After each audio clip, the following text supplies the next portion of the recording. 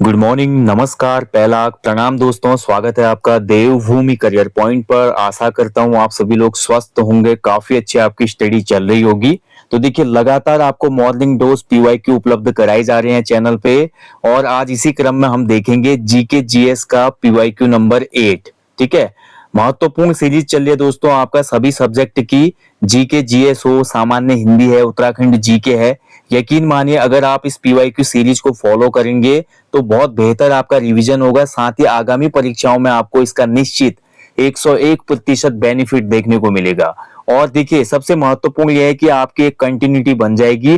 और इसके अलावा जो भी आपके बेसिक क्वेश्चन एग्जाम में गलत होते हैं या पीवाईक्यू जो रिपीट होते हैं, वो आपके गलत होने से बचेंगे। तो आपके यकीन मानिए 5 से 10 नंबर हर एग्जाम में ज्यादा होंगे अगर आप पीवाईक्यू की सीरीज को फॉलो करते हैं, क्योंकि इसमें हर पीवाईक्यू प्रश्न के साथ साथ मैं उससे जुड़े हुए अन्य फैक्टों को भी आपको बताता हूं, जिससे एक बेहतर रिवीजन आपका हो जाता है। इसके साथ साथ एप्लीकेशन स्टोर पे आपके अपकमिंग पुलिस कांस्टेबल एग्जाम के लिए, साथ ही फॉरेस्ट गार्ड भर्ती के लिए आपका 50 फुल लेंथ प्रैक्टिस सेट वाला कोर्स लॉन्च हो चुका है। और इसमें आपको पेपर मिलने शुरू हो जाएंगे 1 अप्रैल से।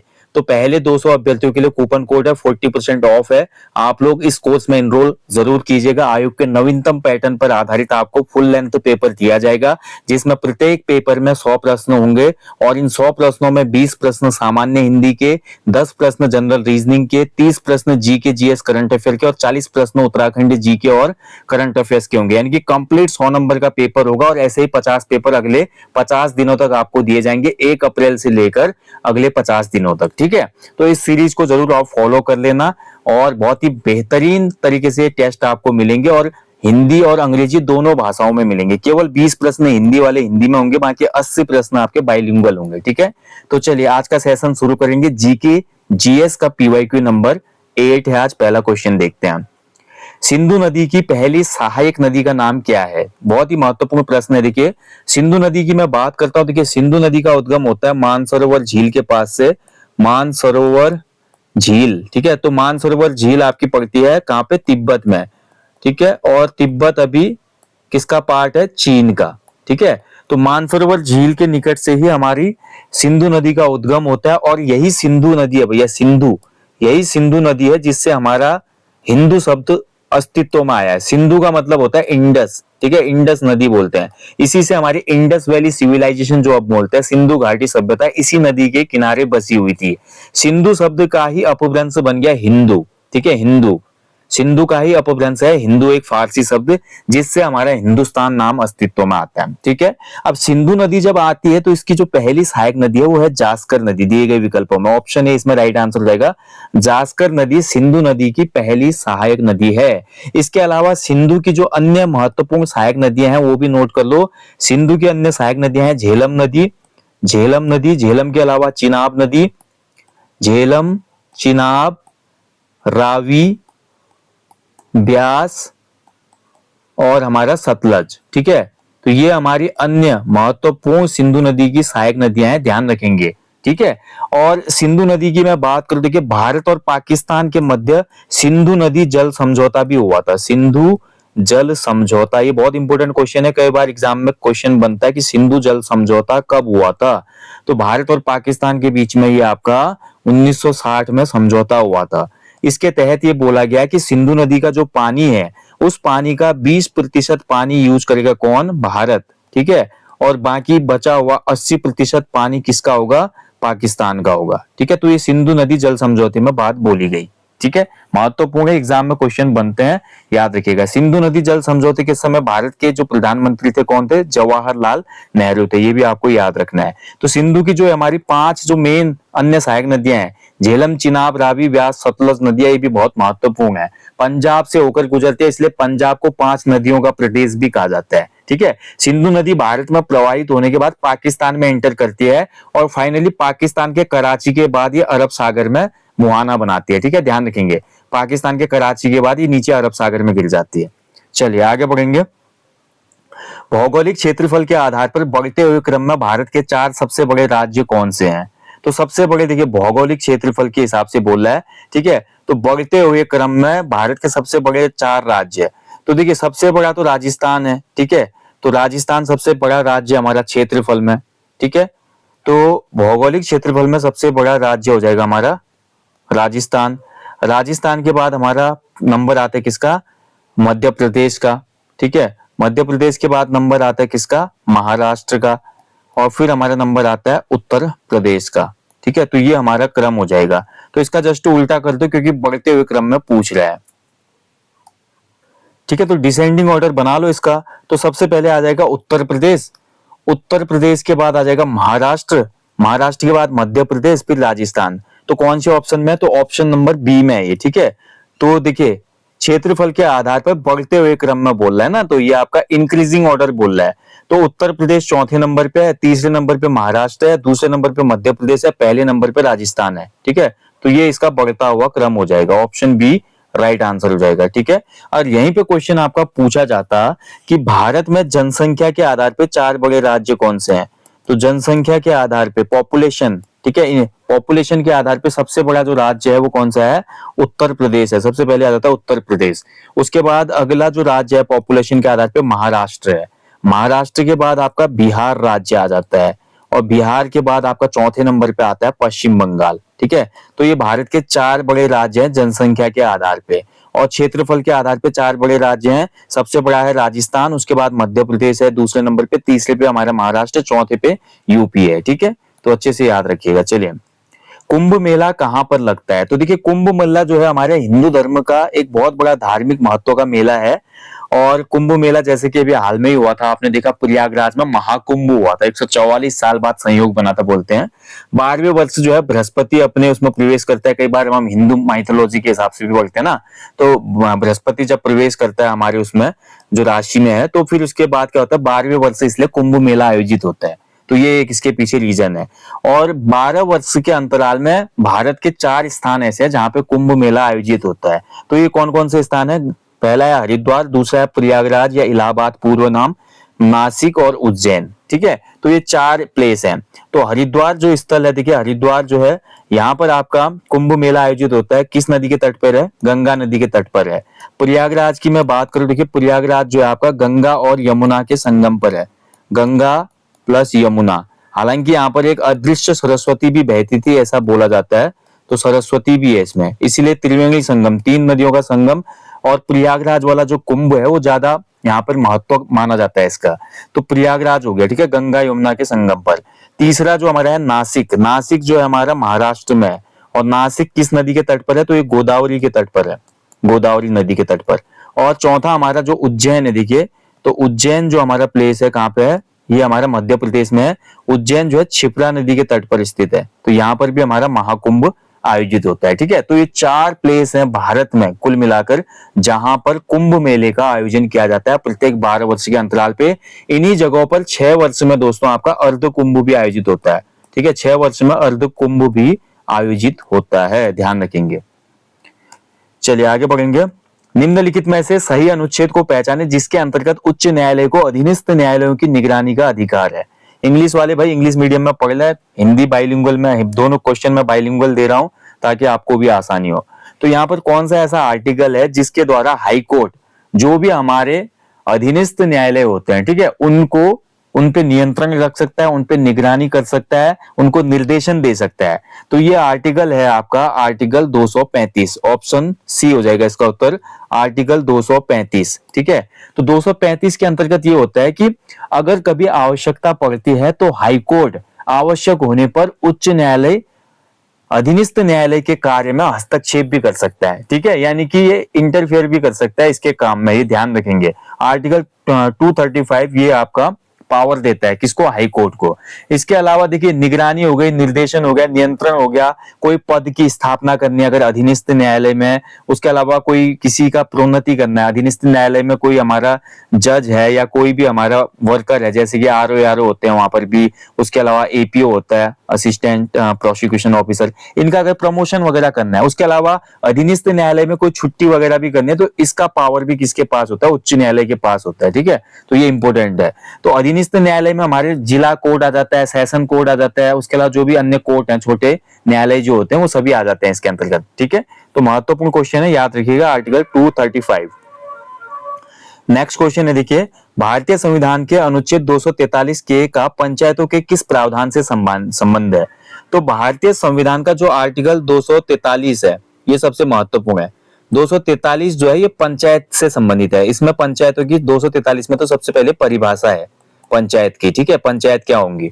उसके बाद देखिए यहाँ पे पूछा जा रहा है 243 के, तो पंचायतों में जो हमारा चुनाव होते हैं, यानी कि इसमें आंसर हो जाएगा इस क्वेश्चन का ऑप्शन डी, पंचायतों का जो निर्वाचन होता है, तो निर्वाचन से संबंधित जो आर्टिकल है ये है 243 के, 243 के का संबंध है पंचायतों में चुनाव से।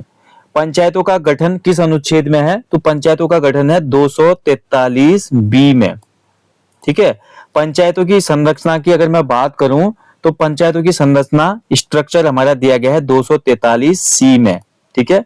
और पंचायतों के द्वारा जो टैक्स लगाने की पावर है वो 243 एच में दी गई है कि वो पंचायत जो है टैक्स लगा सकता है। जैसे कि ग्राम पंचायत है हमारा, ग्राम पंचायत स्थानीय मेलों पर टैक्स लगा सकती है, स्थानीय कोई पिकनिक स्पॉट वगैरह है तो वहां पर सफाई वगैरह का जिम्मा अगर ग्राम पंचायत लेती है तो वहां पर भी वो गेट लगाकर जो भी पर्यटक आगंतुक आते हैं उनसे भी टैक्स वगैरह ले सकती है। और भी कुछ टैक्सेस होते हैं जो ग्राम पंचायत इंप्लीमेंट कर सकती है अपने क्षेत्रों में, ठीक है।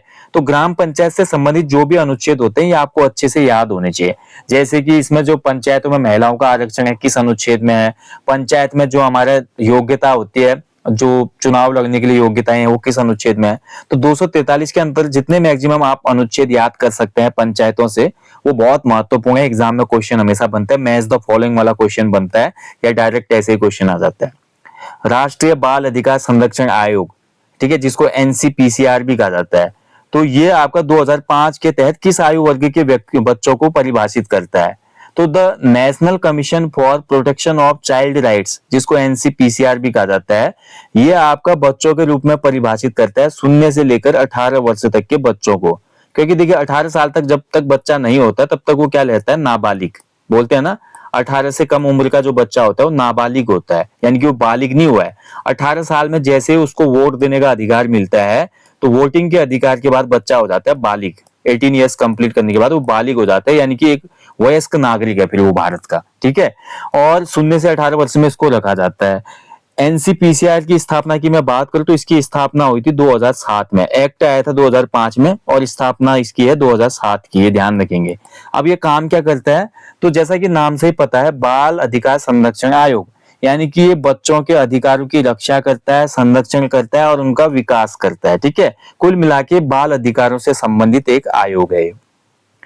राष्ट्रीय महिला आयोग की स्थापना किस वर्ष हुई थी? ये क्वेश्चन बार बार एग्जाम में बनता है। एक तो राष्ट्रीय मानवाधिकार आयोग और दूसरा राष्ट्रीय महिला आयोग, ठीक है।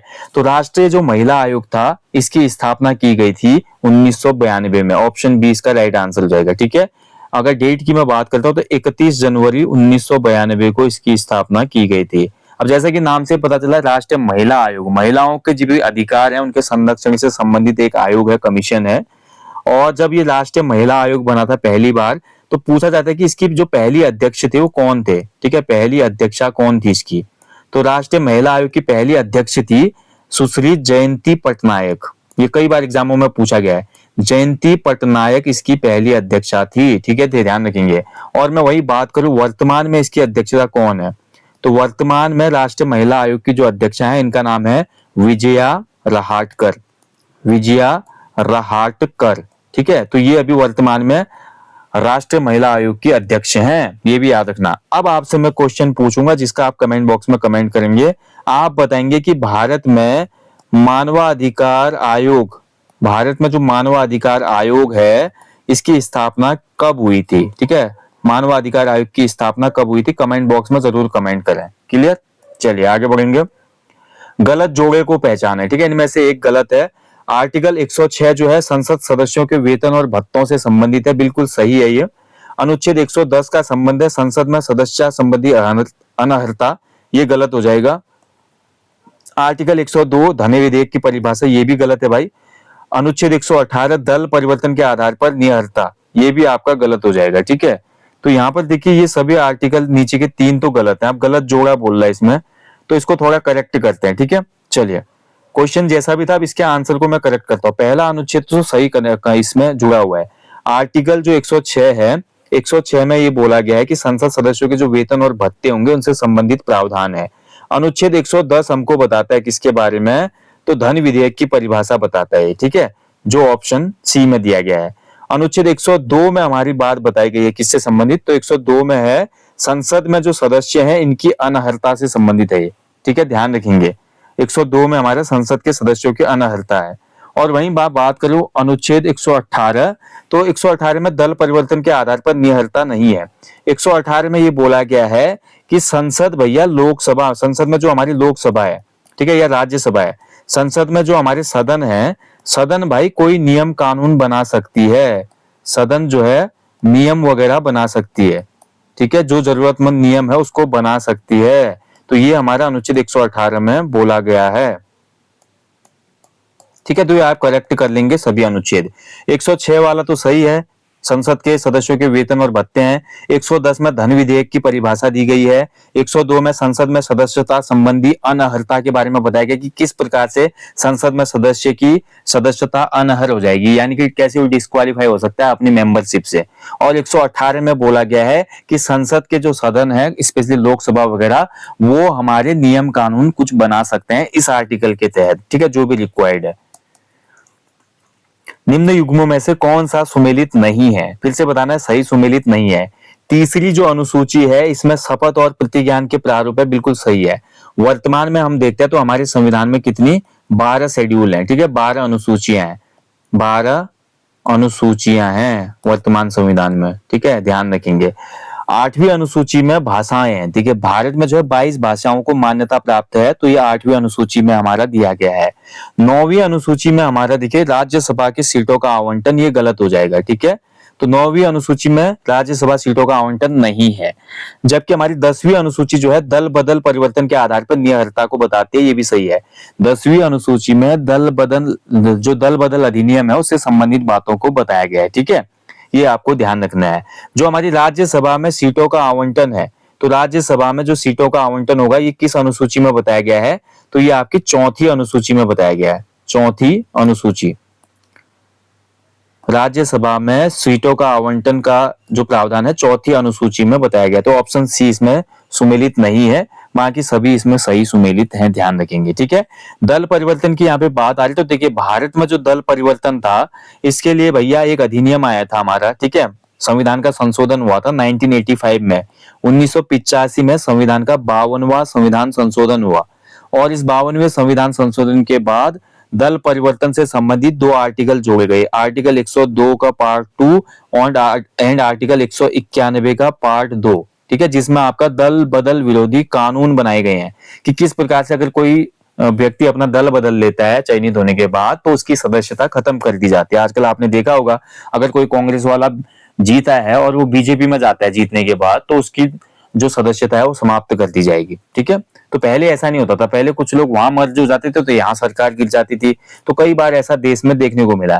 फलस्वरूप क्या हुआ, 1985 में ये वाला संशोधन किया गया था संविधान में, 52वां संविधान संशोधन। कई बार एग्जाम में क्वेश्चन बनता है 52वां संविधान संशोधन किससे संबंधित है, शिक्षा से आ जाएगा आपका, दल बदल कानून से आ जाएगा, मूल कर्तव्यों से आ जाएगा, ऐसे ऑप्शन आएंगे, तो याद रखिएगा इसको।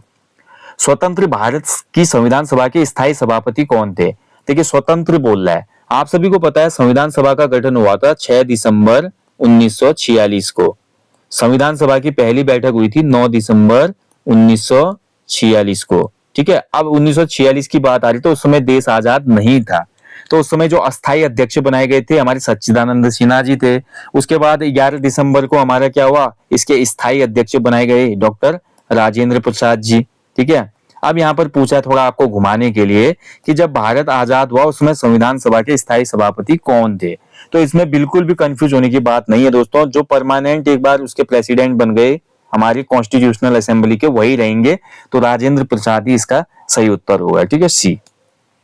आगे बढ़ेंगे, पंचायती राज दिवस कब मनाया जाता है, तो ये आपका 24 अप्रैल को मनाया जाता है प्रत्येक वर्ष। मैं आपको बता चुका हूं पिछले वीडियोस में भी, क्योंकि भारत में 24 अप्रैल 1993 से क्या हुआ था, पंचायती राज अधिनियम लागू हुआ था देश में, है ना। तो इसी की वजह से फिर बाद में 2010-11 में मनमोहन सिंह जी ने इसको बोला कि 24 अप्रैल को हम पंचायती राज दिवस के रूप में मनाएंगे, तब से लेकर लगातार ये मनाया जा रहा है फिर, ठीक है। तो 24 अप्रैल बहुत महत्वपूर्ण डे है, पंचायती राज दिवस, याद रखेंगे। क्योंकि देखिए आप सभी को पता होना चाहिए 1992 में हमारे दो संशोधन हुए थे। एक हुआ था 73वां संविधान संशोधन, एक हुआ था 74वां संविधान संशोधन। 73वें के द्वारा ग्राम पंचायत वाली व्यवस्था की गई और 74वें के द्वारा नगर निकाय वाली या नगर पंचायत वाली व्यवस्था की गई। ठीक है, जब ये हमारा संशोधन हुआ था 1992 में, तो इसके बाद इस अधिनियम को लागू किया गया था 24 अप्रैल 1993 से। इसीलिए भैया पंचायती राज शुरू हुआ भारत में। जो वर्तमान ढांचा हम देखते हैं ना, त्रिस्तरीय, ग्राम पंचायत में भी और हमारा नगर निकाय में भी। नगर निकाय में हम देखते हैं कि आपका जैसे कि हमारा ग्राम पंचायत पंचायती राज व्यवस्था है, उसमें हम देखते हैं कि तीन निकाय हैं। एक तो ग्राम पंचायत, दूसरी क्षेत्र पंचायत और तीसरी जिला पंचायत। ठीक है, पहली होती है ग्राम पंचायत, क्षेत्र पंचायत, फिर हमारा जिला पंचायत। वैसे ही हमारे 74वें नगर निकाय के द्वारा भी तीन भागों में इस व्यवस्था को बांटा गया। पहला होता है नगर पंचायत। ठीक है, नगर पंचायतें होती हैं, फिर होती है नगर पालिकाएं। ठीक है, नगर पालिका, और सबसे ऊपर होता है हमारा नगर निगम। ठीक है, ध्यान रखेंगे। तो ये हमारा भाई महत्वपूर्ण है, याद रखिएगा। 24 अप्रैल। निम्न में से कौन सा स्थल आकार हिमनद स्थलाकृति नहीं है? तो इनमें से कौन सा आकार है जो ग्लेशियर के द्वारा नहीं बनाया जाता है? तो ग्लेशियर के द्वारा सर्कल भी बनाया जाता है, ग्लेशियर के द्वारा हॉर्न भी आकृति भी होती है, ग्लेशियर के द्वारा अरेत आकृति भी होती है। बरखान जो आकृति होती है ये ग्लेशियर द्वारा निर्मित नहीं है। बरखान आकृति बनती है मरुस्थल में। ठीक है, ये मरुस्थलीय आकृति है जो कि मरुस्थलीय पवनों के द्वारा बनाई जाती है। मरुस्थल में जब हवा चलती है तो वहां पर अर्धचंद्राकार टीले बन जाते हैं, अर्धचंद्राकार टीले। और इन्हीं अर्धचंद्राकार जो टीले होते हैं उनको बरखान कहा जाता है। ठीक है, इसके अलावा देखिए मशरूम रॉक्स भी बनती है हमारी, मशरूम रॉक्स भी कहां पे बनती है आपकी? मरुस्थलीय क्षेत्रों में। ठीक है, मशरूम रॉक्स बनती है, पवनों द्वारा निर्मित होती है। प्रधानमंत्री मातृत्व वंदना योजना में यदि दूसरी संतान बालिका है तो लाभार्थी को कितनी धनराशि मिलती है? देखिए, प्रधानमंत्री मातृत्व वंदना योजना की शुरुआत कब हुई थी? एग्जाम में क्वेश्चन बनता है। और ये किसके अधीन काम करती है, ये भी क्वेश्चन बनता है। तो प्रधानमंत्री मातृत्व वंदना योजना भारत में शुरू हुई थी 1 जनवरी 2017 से। 1 जनवरी 2017 से। ठीक है, महत्वपूर्ण डेट है। इसमें पहली संतान के लिए जो पैसा मिलता है वो मिलता है 5,000 रुपए, कुछ भी हो, भले बालक हो बालिका हो। लेकिन अगर दूसरी संतान जब बालिका होती है तो इसमें मिलते हैं हमारे 6,000 रुपए। तो ऑप्शन ए हो जाएगा इसका उत्तर सही, 6,000 रुपए। अब आपका क्वेश्चन ये भी बन जाता है कि जो हमारी प्रधानमंत्री मातृत्व वंदना योजना है ना, ये किस प्रावधान के तहत भारत में लागू है? तो इस योजना को लागू किया गया है राष्ट्रीय खाद्य सुरक्षा योजना, राष्ट्रीय खाद्य सुरक्षा योजना 2013। ठीक है, राष्ट्रीय खाद्य सुरक्षा योजना 2013 में जो आई थी उसके प्रावधान के तहत ये हमारी योजना लागू है। ठीक है, महत्वपूर्ण है, याद रखिएगा। चलिए आगे बढ़ेंगे। जनगणना 2011 के अनुसार सर्वाधिक लिंगानुपात वाला राज्य निम्न में से कौन सा है? तो देखिए 2011 की जब सेंसस आई थी उसमें भारत का जो सर्वाधिक लिंगानुपात वाला राज्य था वो था केरल। केरल टॉप में था भाई। केरल में प्रत्येक 1,000 पुरुषों पर 1,084 महिलाएं थी। केरल का लिंगानुपात था 1,084, यानी कि केरल में प्रति 1,000 पुरुषों पर 84 महिलाएं अधिक थी। ठीक है, जो कि बहुत वेल्दीएस्ट हमारा कह सकते हैं कि एक सेक्स रेशियो को दर्शाता है, जिसको लिंगानुपात कहा जाता है। और भारत में अगर बात करें दोस्तों, ठीक है, भारत का जो 2011 में लिंगानुपात था वो था कितना? 943। भारत में प्रति 1,000 पुरुषों पर 943 महिलाएं थी। कंप्लीट इंडिया की मैं बात कर रहा हूं, लेकिन राज्यों में टॉप में था हमारा केरल। ठीक है, और यहाँ पर ऑप्शन में अगर हम देखते हैं तो इसमें मेघालय राज्य हमारा सर्वाधिक हो जाएगा। मेघालय का जो हमारा सेक्स रेशियो था 2011 में वो था आपका कितना? 986, 986। तो दिए गए विकल्पों में मेघालय हो जाएगा। ठीक है, ओवरऑल केरल हो जाएगा। वहीं हम उत्तराखंड की अगर बात करते हैं अपने राज्य की, तो उत्तराखंड का जो लिंगानुपात था 2011 की जनगणना में वो था आपका कितना? 963। तो उत्तराखंड में प्रत्येक 1,000 पुरुषों पर कितनी महिलाएं हैं? 963 महिलाएं हैं। ठीक है, हालांकि अब लिंगानुपात की जो स्थिति है सुधर रही है क्योंकि भ्रूण हत्याओं में कमी आ रही है। सरकार ने जन्म से पहले भ्रूण जांच पे प्रतिबंध लगाया हुआ है, लेकिन फिर भी कुछ लोग कुछ ना कुछ लूप होल निकाल के कर ही लेते हैं। कई जगह पे आज भी रूढ़िवादिता देखने को मिलती है कि जहां पर अगर पुरुष ना हो, मतलब बेटा ना हो जिस परिवार में, तो तब तक वो क्या करते हैं? भ्रूण हत्या वगैरह करते रहते हैं। ठीक है, पहले बहुत ज्यादा होता था, इस वजह से कई बार तो बहुत बड़ा गैप भी आ गया था इसमें। ठीक है। और आज आप उत्तराखंड में भी कंडीशन देखते हैं, काफी ऐसे युवा हैं जिनको शादी के लिए लड़कियां नहीं मिल पा रही। रीजन यही है कि एक दौर में जो था 90s से लेकर आपका, जब तक अच्छा कानून नहीं आया था, बीच में बहुत से ऐसे भ्रूण हत्याएं हुई हैं, जिस वजह से महिला लिंगानुपात में बहुत अंतर आया है, महिलाओं की जो संख्या है उसमें अंतर आया। निम्न में से कौन सा कथन हिंद प्रशांत इंडो पैसिफिक क्षेत्र के बारे में गलत है? Which of the following statements is incorrect about the Indo Pacific region? And the right answer of the question is आपका हो जाएगा 2040 तक विश्व के 30% जीडीपी। ऑप्शन ए ही बिल्कुल गलत है इसमें, ठीक है, ऑप्शन ए गलत हो जाएगा। 50% वैश्विक ग्रीन हाउस गैस का उत्सर्जन करता है, ये क्षेत्र बिल्कुल सही है। 65% के आसपास लगभग विश्व की जनसंख्या इस रीजन में निवास करती है, सही है। 37% विश्व के गरीब जनसंख्या भी इसी रीजन में निवास करते हैं, सही है।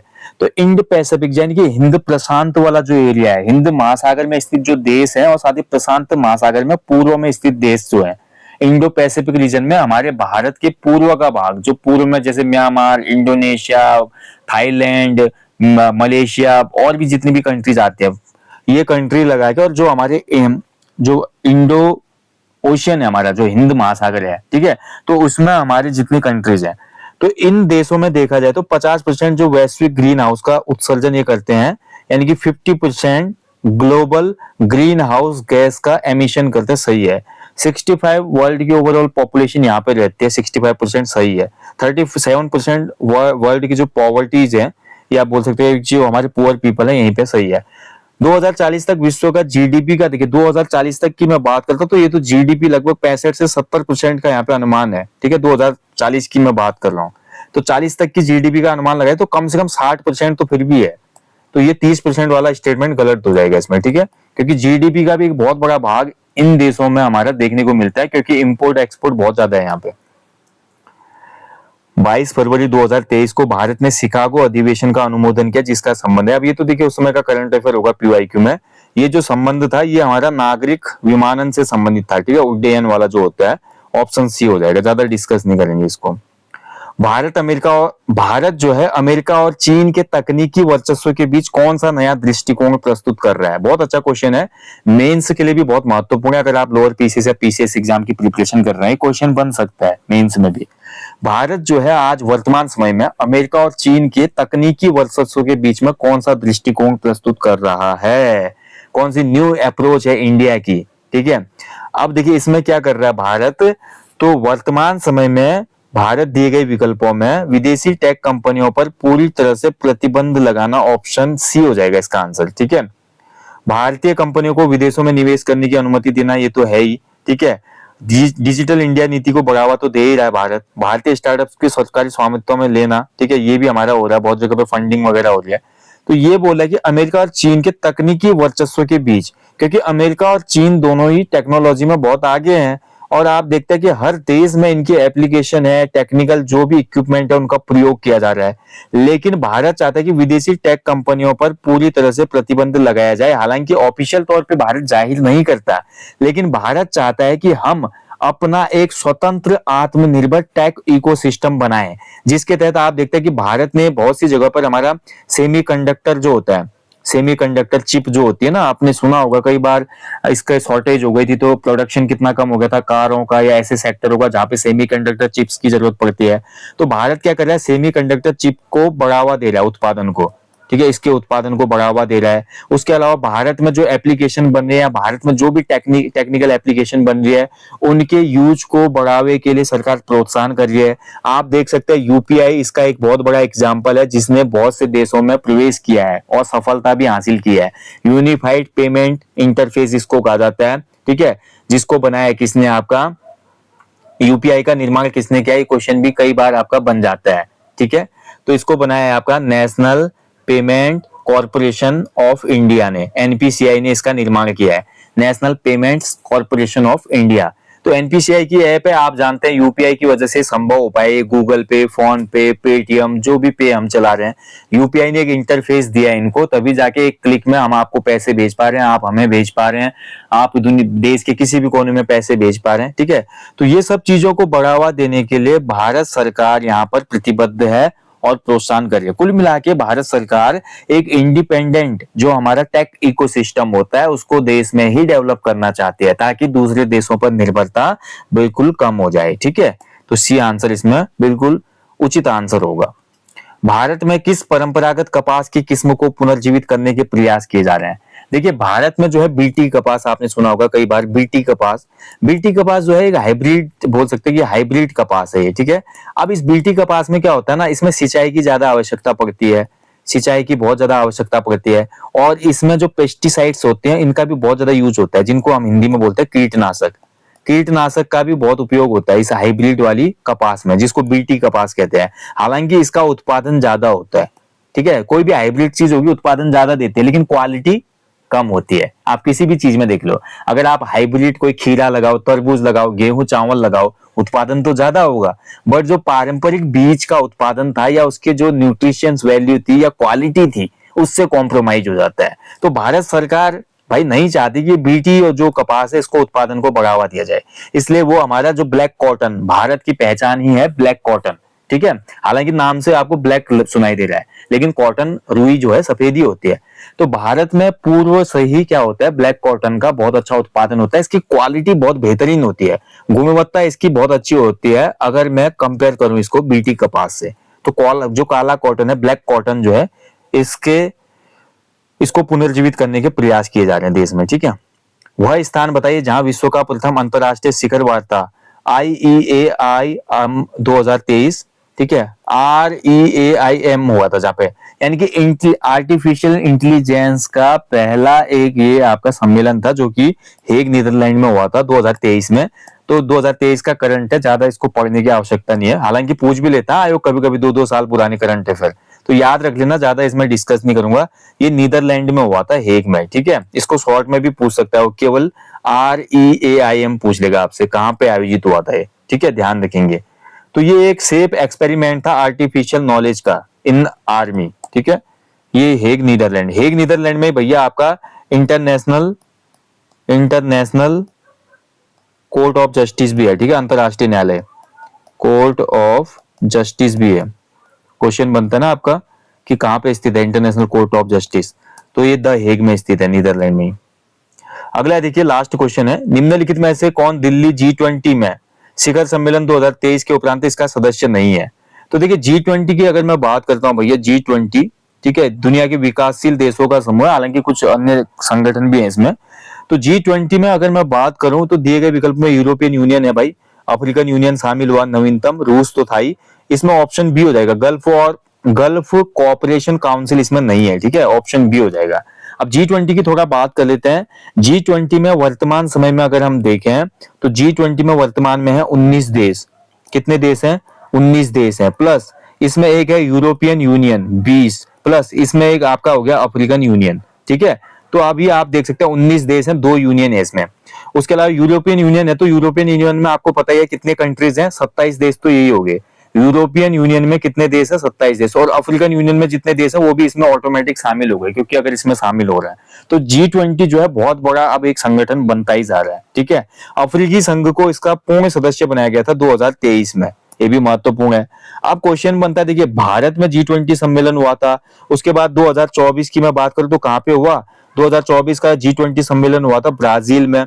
ठीक है, 2025 वाला G20 सम्मेलन कहां पे आयोजित होगा? तो ये साउथ अफ्रीका में आयोजित होगा, जोहान्सबर्ग में। ठीक है, साउथ अफ्रीका के, ये भी याद रखिएगा। और 2026 का अगर मैं G20 सम्मेलन की बात करूं कहां पे होगा, तो 2026 का होगा आपका यूएसए में, यूएसए के व्हाइट हाउस में। ठीक है, व्हाइट हाउस जो कि आपका अमेरिकन प्रेसिडेंट का निवास स्थल होता है। ठीक है, व्हाइट हाउस में 2026 का होगा। तो कभी कभी क्वेश्चन बन जाता है कि 25 का कहां होगा, 26 का कहां होगा, तो याद रखिएगा। ठीक है, बाकी चलिए दोस्तों, ये आज का सेशन था, काफी महत्वपूर्ण अच्छे प्रश्न थे आज, तो ठीक ठाक प्रश्न थे, और ऐसे कोशिश की जाएगी PYQ खत्म होने के बाद इस मॉर्निंग डोज को कंटिन्यू रखेंगे एज इट इज। इसमें फिर हम अदर स्टेट के भी GS GK के क्वेश्चन, और साथ ही या तो हम अपने आप से ही इसमें आपको क्वेश्चन ऐड करके देंगे, थोड़ा कठिन और हाई लेवल वाले क्वेश्चन। ठीक है, ये सीरीज अगर आपको अच्छी लग रही है दोस्तों तो आपका बहुमूल्य जो कमेंट है अपना जरूर दीजिएगा, वीडियो को लाइक करना, शेयर करना और चैनल को सब्सक्राइब करना ना भूलें।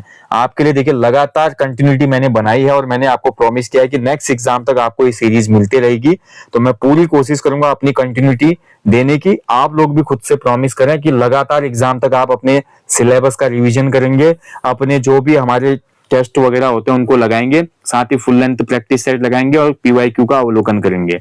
और इस पूरे क्रम में अगर आप चलेंगे तो आपका सिलेक्शन पक्का हो जाएगा। और आज की डेट में आपको पता है दोस्तों, जब तक आप जनरल कैटेगरीज के बॉयज हैं 70-75 से कम नंबर मार्क्स लाएंगे तो फिर आपका सिलेक्शन होना मुश्किल है।